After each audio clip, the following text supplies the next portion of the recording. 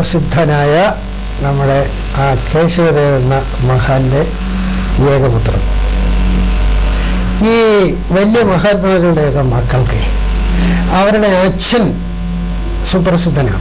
അപ്പോൾ അച്ഛൻ്റെ മകളാണ് എന്നുള്ളത് ചിലർക്കൊരു ഭാരമായിട്ട് അനുഭവപ്പെടാറുണ്ട്. ചിലർക്കത് അല്ലാത്ത രീതിയിലായിരിക്കും. താങ്കൾക്ക് എപ്പോഴെങ്കിലും ഇതൊരു ഭാരമായി തോന്നിയിട്ടുണ്ടോ?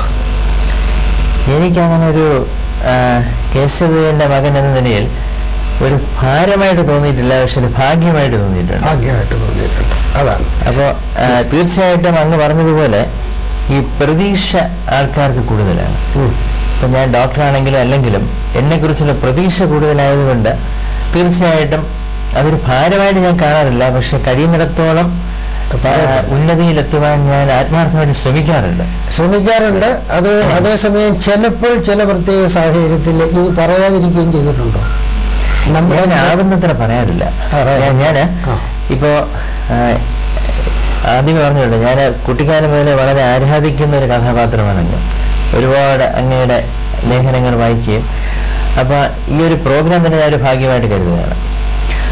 പക്ഷെ ഞാൻ അങ്ങ് ചോദിച്ച ചോദ്യത്തിന് മറുപടി പറയുകയാണെങ്കിൽ, ഞാൻ എവിടെയെങ്കിലും ഒരു സന്ദർശനം നടത്തുകയോ ആരോടെങ്കിലും എന്നെ പരിചയപ്പെടുത്താൻ ശ്രമിക്കുമ്പോൾ ഞാൻ ഒരിക്കലും എൻ്റെ അച്ഛൻ്റെ പേര് ഉപയോഗിക്കാറില്ല.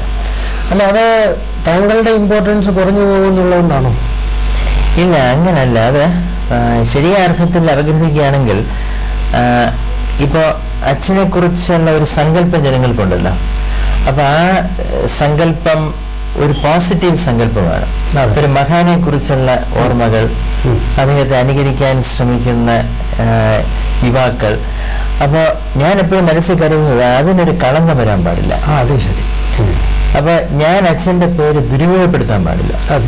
അപ്പൊ അങ്ങനെ ഒരാളിന്റെ മകനാണ് എന്ന് പരിചയപ്പെടുത്തുന്നത് വഴി അവർക്ക് എന്നോടൊരു മുന്തിയ പരിഗണനയോ അങ്ങനെ ഒരർത്ഥത്തിൽ ഞാൻ അച്ഛൻ്റെ പേര് ദുരുപയോഗപ്പെടുത്താൻ പാടില്ല എന്ന് കുഞ്ഞുനാളിലെ ഞാനങ്ങ് തീരുമാനിച്ചു. കേശവദേവ് എന്ന അച്ഛൻ അങ്ങേക്കൊരു ഭാരമല്ല, ഭാഗ്യമാണ് എന്ന് പറഞ്ഞല്ലോ.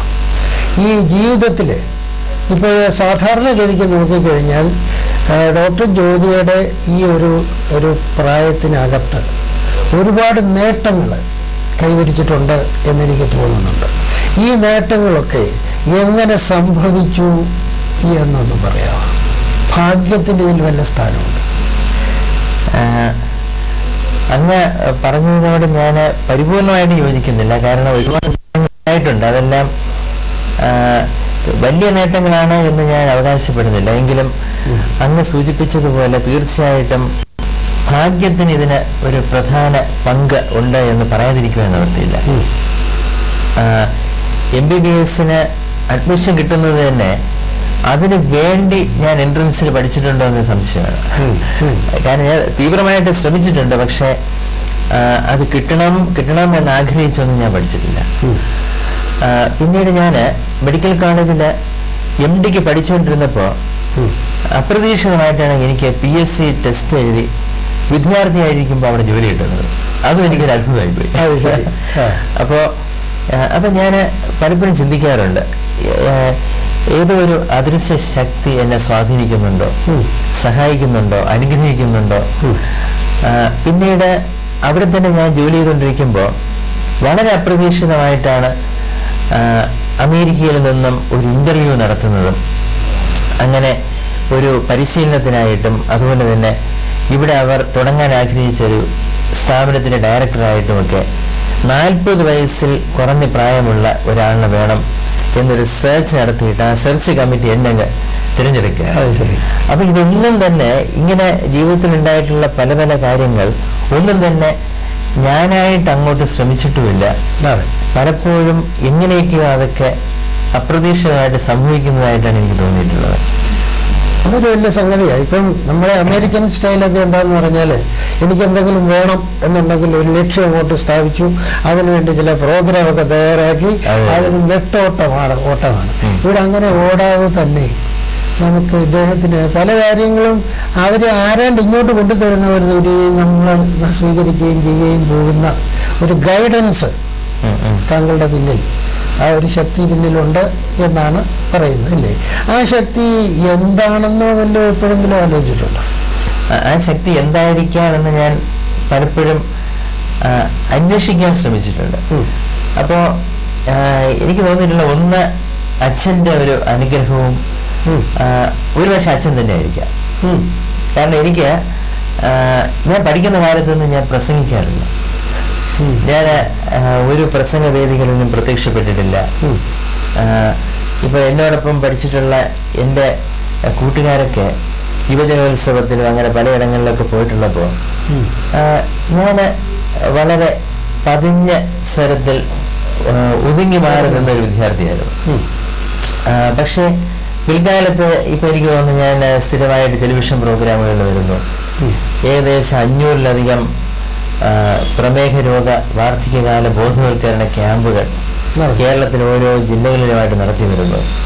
അപ്പോൾ ഇതിനൊക്കെ ഉള്ള ഒരു ശക്തിയും പ്രചോദനവും എവിടെ നിന്ന് കിട്ടി എന്ന് എനിക്ക് തന്നെ അത്ഭുതമാണ്. അതെ, അതൊന്ന് സെർച്ച് ചെയ്ത് നോക്കണം. ഒന്ന്, വെളിയിൽ നിന്നുള്ള ബാഹ്യമായ ആ ഒരു പ്രേരണ, മോട്ടിവേഷൻ, അവിടെ കേശവദേവും നിങ്ങളുടെ അമ്മയും ബാക്കിയുള്ളവരും നാട്ടുകാരും എല്ലാം ഉണ്ട്. അതുകൂടാതെ ഒരു ഇന്റേണൽ മോട്ടിവേഷൻ, അകത്തുനിന്ന് ഉള്ള ഒരു മോട്ടിവേഷനും ഉണ്ടായിരുന്നതായിട്ട് തോന്നുന്നുണ്ടോ? വളരെ പ്രസക്തമായൊരു ചോദ്യമാണ്. കാരണം ഈ മനഃശാസ്ത്രം ആദ്യമായിട്ട് വായിക്കുന്നത് പഠിക്കുന്നത് വാസ്തവത്തിൽ അങ്ങേരുള്ളതാണ്.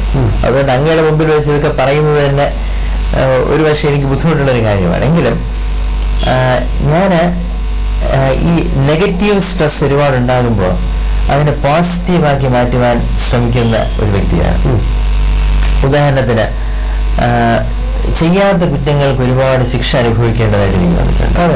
ഒരു ഉദാഹരണം പറഞ്ഞു കഴിഞ്ഞാൽ, ഇപ്പോൾ ഞാൻ നേരത്തെ സൂചിപ്പിച്ചതുപോലെ ഇപ്പോൾ അമേരിക്കയിലെ മേയോ ക്ലിനിക്ക് സ്വതന്ത്രമായ ഒരു അന്വേഷണത്തിലൂടെ എന്നെ അവര് തുടങ്ങാനിരുന്ന, പക്ഷെ അതിപ്പോൾ ശരിയായിട്ടില്ല, ആ സ്ഥാപനത്തിന്റെ ഡയറക്ടറായിട്ട് തിരഞ്ഞെടുത്ത് അമേരിക്കയിൽ പര്യടനത്തിനായിട്ട് ഞാൻ പോയപ്പോൾ ഇവിടെയുള്ള ചില ഡോക്ടർമാരും മറ്റും മാധ്യമങ്ങളിൽ പ്രത്യക്ഷപ്പെട്ട് എനിക്കെതിരായിട്ട് ഒരുപാട് സംസാരിക്കുകയും പത്രസമ്മേളനം നടത്തുകയൊക്കെ ചെയ്തു. അപ്പൊ ഞാനായിട്ട് ഇതിനൊന്നും ശ്രമിച്ചിട്ടുമില്ല. അപ്പോൾ എനിക്ക് വളരെ വിഷമം തോന്നി.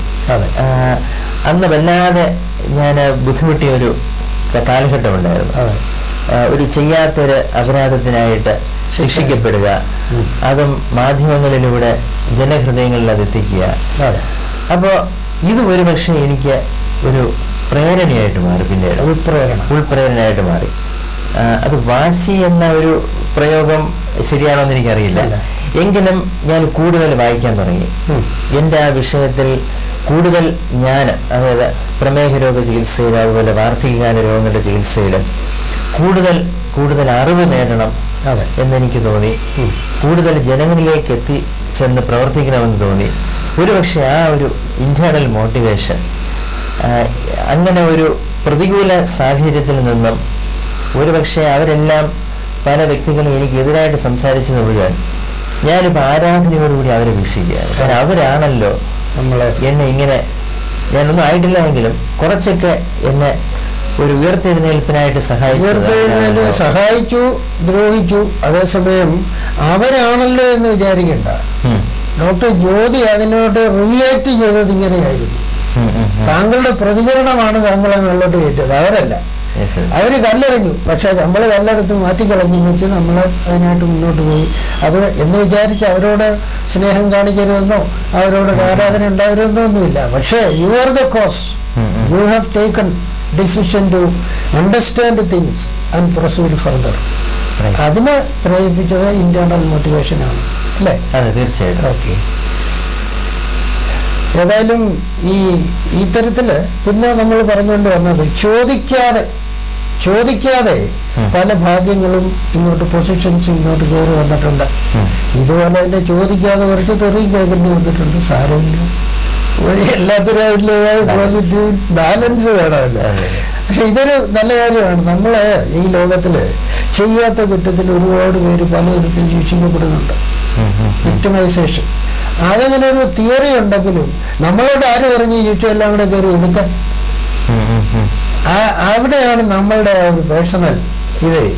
നമ്മളെ ആരെങ്കിലും ചീത്ത പറഞ്ഞാൽ നമ്മളത് അവൻ്റെ ഗുരുവില്ലാതെ കൊണ്ട് പറയുന്നത് ഞാനെന്താ വേണം എന്നൊരു ഉറപ്പോട് കൂടി ഇരുന്ന് കഴിഞ്ഞാൽ നമ്മളെ ആർക്കും ഒന്നും ചെയ്യാനുള്ളതില്ല. അത് ഇനിയുള്ള കാലഘട്ടത്തിലും താങ്കൾക്ക് പ്രയോഗിക്കാവുന്ന ഒരു കാര്യമാണ്.